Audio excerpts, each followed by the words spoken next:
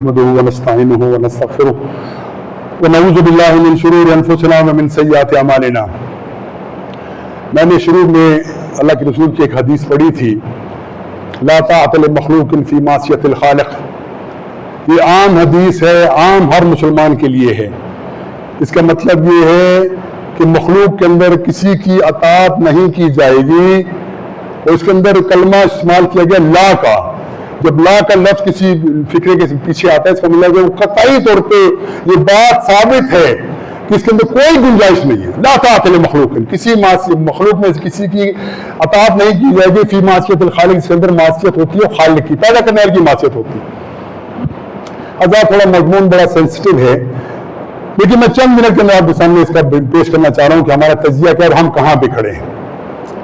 ہمارے ملک کے اندر نام نہاد جمہوری نظام ہے۔ اصول یہ بنایا گیا ہے کہ لوگ جس کو پسند کر دیں اس کو الیکٹ کر لیں، اس کو اختیار اس کے حوالے کر دو۔ اس کا علیحدہ سے موضوع ہے، یقیناً اس کے بارے میں اسلامی دلائل کی نظر سے دیکھیں، یہ تمام چیزیں باطل ہیں۔ کاؤنٹنگ ہیڈ جو قطعی طور پہ اسلام کے خلاف ہے۔ اس کی وجہ کیا ہے؟ اس ووٹنگ کے معاملے کے اندر میں مثال دیتا ہوں، غلط فہمی نہ پڑ جائے کہیں۔ اس ووٹنگ کے نظام کے اندر ابو بکر کا بھی ایک ووٹ ہے، ابو جہل کا بھی ایک ووٹ ہے، عمر کا بھی ایک ووٹ ہے، اس کے مقابلے کے اندر جس کا کوئی سب سے بڑا دشمن ہوگا اس کا بھی ایک ووٹ ہے۔ ایماندار آدمی کا بھی ایک ووٹ ہے، بے ایمان آدمی کا بھی ایک ووٹ ہے۔ ایماندار آدمی تو اللہ سے ڈرتا ہے، وہ ایک کے علاوہ کاسٹ نہیں کرے گا، کبھی دو بندی بھی نہیں کرے گا، لیکن جو بے ایمان ہے وہ اپنی جگہ پہ 4 ووٹ بھی پاس کر دے گا۔ اس کے نتیجے میں آنے والے لوگ جو بھی اقتدار پہ آئیں گے ان کو نہیں کہا سکتا کہ وہ شرعی حاکم ہے، شرعی ان کو تصدیق دی گئی ہے، ان کو کسی کو تو ہے ہی نہیں، سب معاملہ گڑبڑ ہے۔ جیسا بھی ہے، چلو الیکشن ہو گئے، سب معاملہ اوپر لوگ آ گئے۔ ان کا پہلا کام کیا ہونا چاہیے تھا؟ اللہ کے رسول کے احکامات کی حفاظت کے لیے تیار ہو جائیں، اللہ کے دشمنوں کے ساتھ تعلقات ختم کر دیں، صرف اللہ تعالیٰ کے لیے کام کریں، اللہ تعالیٰ کی بڑائی کے لیے کام کریں۔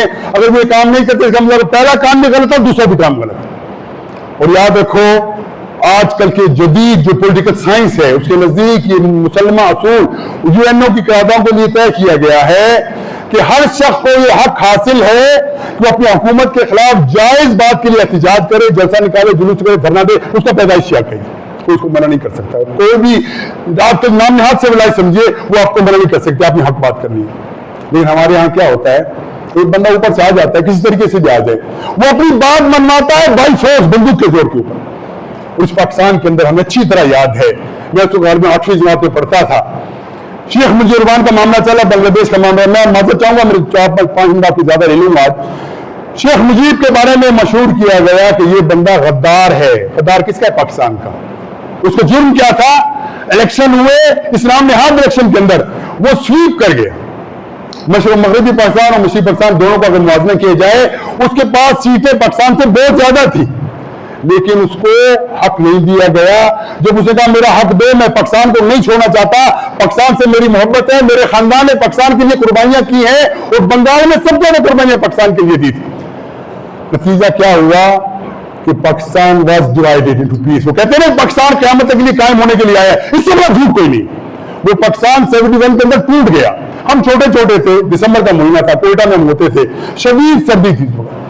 ہم صبح نکلے، ہم نے خبروں میں ڈر کیسے معاملے، یقین کریں ہماری عمر کیا تھی اس وقت، 8 سال کا تھا میں، نہیں 10-11 سال کا تھا میں۔ یقین کریں ہم سب لڑکے رو رہے تھے کیا ہوگا یہ ہمارے ساتھ۔ آج یہ ثابت ہوا ہے، حالات اور واقعات اور تاریخ نے بتایا ہے کہ مجیب الرحمان غدار نہیں تھا، اس کو حق دیا جاتا کبھی پاکستان نہ ٹوٹتا۔ پاکستان ٹوٹ گیا اور یہ سلسلہ بند نہیں ہوا، یہ سلسلہ اب بھی جاری ہے۔ پہلے بلوچ سارے غدار قرار دیے گئے۔ غدار کیوں قرار دیے گئے؟ وہ کہتے ہیں ہمارے حقوق نہیں ملتے، ہم کیا کریں، احتجاج نہ کریں، وہ تم کرنے نہیں دیتے۔ بلوچستان سے گیس نکلتی ہے پوری کرتے ہیں، سوئی گیس سب بلوچستان کی نکلی ہوئی ہے۔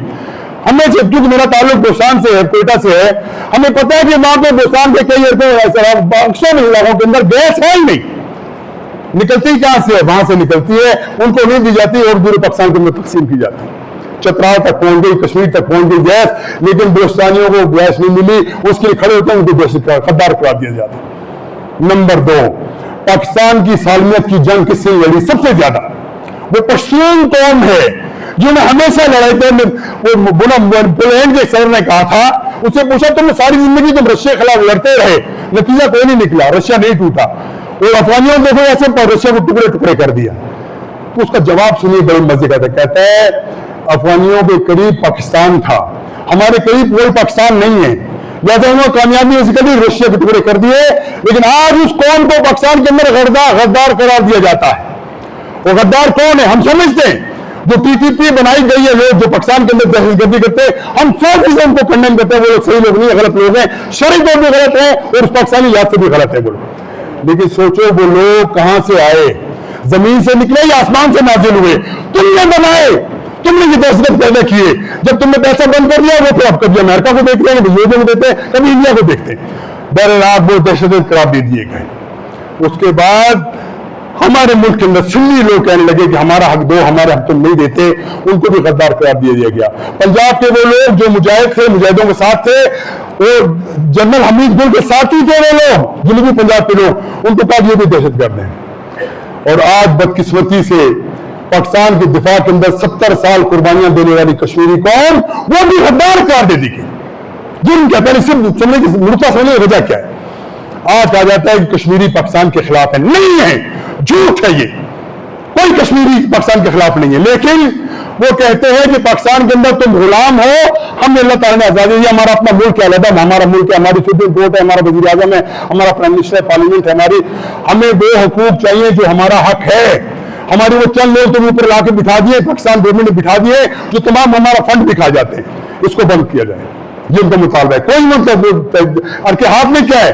वो तिम्बर का एक बंदा है उनके पास, वो लेके निकले बात, निकले कि हमारा हक दो, वरना हम तुम्हारी बात नहीं मानेंगे।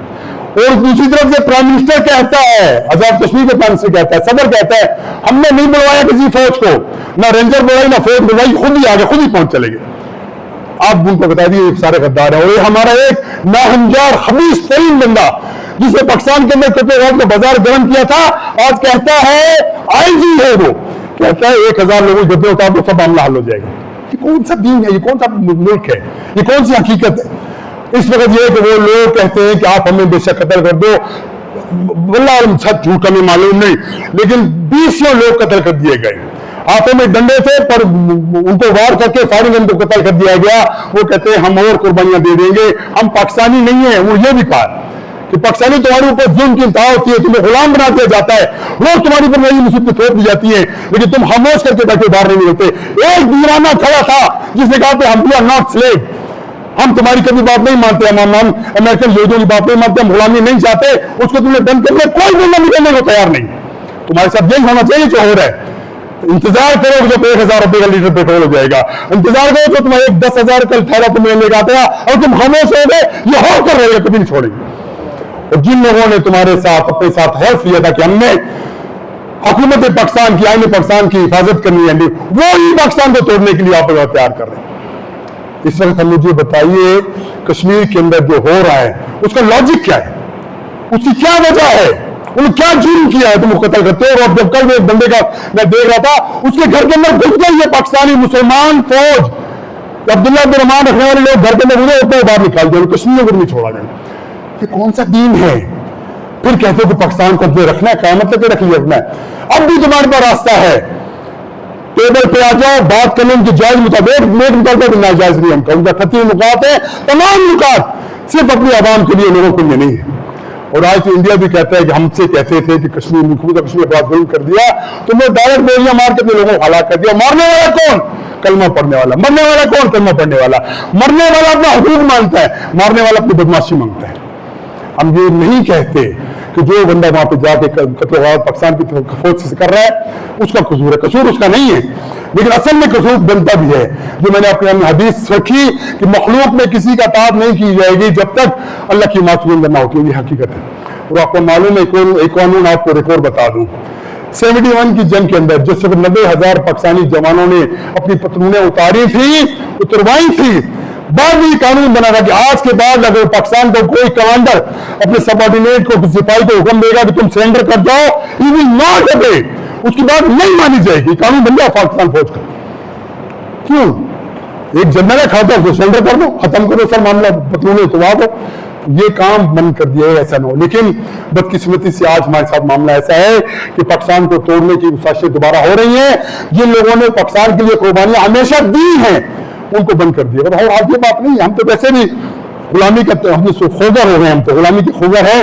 لیکن حقیقت یہ بھائیو، اگر چاہتے ہو کہ پاکستان دنیا کے اندر پنپے یا تو ایٹمی طاقت دنیا کے اندر رہے، کوئی پتہ نہیں یہ لوگ ہمارے ایٹمی طاقت کو کس ہاتھوں میں فروخت کر دیں. صرف اپنے مقاصد حاصل کرنے کے لیے تمام فوج 99% فوج ہماری حمایتی ہے، پاکستان کی حمایتی ہے. یہ چند لوگ اوپر بیٹھے اللہ تعالیٰ ان کو ہدایت دے دے، بس ہم یہ کہتے ہیں. لیکن بھائیو، آج بھی جب کوئی دیکھو کہ ظلم ہو رہا ہے تو ظلم کے خلاف آواز اٹھانا طاقت نہیں ہے ہمارے پاس، ایمان نہیں ہے کہ ہم ہاتھ سے پکڑ لیں. کم از کم زبان سے کہنا ضروری ہے کہ ظلم نہ کرو، زیادتیاں نہ کرو. وہ لوگ گولیوں کے سامنے نہیں کھڑے ہیں، گولیوں کی بچھاڑ ہوتی ہے، کوئی بندہ بھاگتا نہیں ہے وہاں پہ. وہ کہتے ہیں کہ پٹھانوں کا معاملہ ایک ہوا تھا کہ جب تمہیں بات کی پٹھانوں کا جی انگریزوں کے دور کے اندر کہ پٹھان بغاوت کرتے ہیں، تو غلام خان عبدالولی خان کے باپ خان بادشاہ نے کہا تھا اگر تم کسی ایک پٹھان کے کمر کے اوپر پیٹھ پہ اگر گولی ثابت کر دو میں سب چیز واپس لے لوں. چیک کیا گیا، سینکڑوں پٹھانوں کی لاشیں لائی گئی، سب نے سینے پہ گولی کھائی تھی. یہ ہے غیرت. آج کشمیری اس بات کو دوبارہ ثابت کر رہے ہیں، اپنے سینے پہ گولیاں کھا رہے ہیں، حق بات کہتے ہیں. لوگ پروپیگنڈا پاکستان کے خلاف نہیں ہے، پاکستان کے خلاف. وہ کہتے ہیں ہمارے حقوق دے دو، ہمارے حقوق دے دو تاکہ ہم امان سے بیٹھے. دوسری بات ہے ہمیشہ ڈائلاگ سے معاملہ ہوا ہے. اب ہم نے عرض کیا کہ 40 سال 20 سال لڑتے رہے، آخر میز پہ آنا پڑا. اور یہ کیا کہتے ہیں کہ بندوق کے زور سے وہ کشمیر کو فتح کر لیں گے. یہ تم خود راستہ کھولو کشمیر کو پاکستان سے الگ کرنے کا. ہم چاہتے ہیں کہ پاکستان سر پابندہ رہے، سربندہ رہے، ہمیشہ سربلند رہے. لیکن اس کے لیے لوگوں کو بھی چاہیے کہ تھوڑا سی حیا کریں، پاکستان کی حیا کریں، اسلام کی حیا کریں. جو کام اللہ تعالیٰ نے منع کیا، اللہ رسول نے منع کیا، اس سے رک جائیں. حسبنا اللہ ونعم الوکیل، حسبنا اللہ. اس میں معاملے آپ مختلف سے خلاف کر سکتے ہیں، جو چاہے مجھ سے بات بھی کر سکتا ہے، لیکن وسیع دلائل ہمارے پاس موجود ہیں کہ جو کام آج پاکستان کے اندر کیا جا رہا ہے یہ پاکستان کو توڑنے کی بہت بڑی سازش ہے. اس کے پیچھے یہود و نصارہ پکے موجود ہیں. حسبنا اللہ ونعم الوکیل، حسبنا اللہ ونعم الوکیل. اللهم صل على محمد وعلى محمد كما صليت على ابراهيم وعلى ال ابراهيم انك حميد مجيد. اللهم بارك على محمد وعلى محمد كما باركت على ابراهيم وعلى ال ابراهيم انك حميد مجيد. ربنا آتنا في الدنيا حسنة وفي الآخرة حسنة وقنا عذاب النار.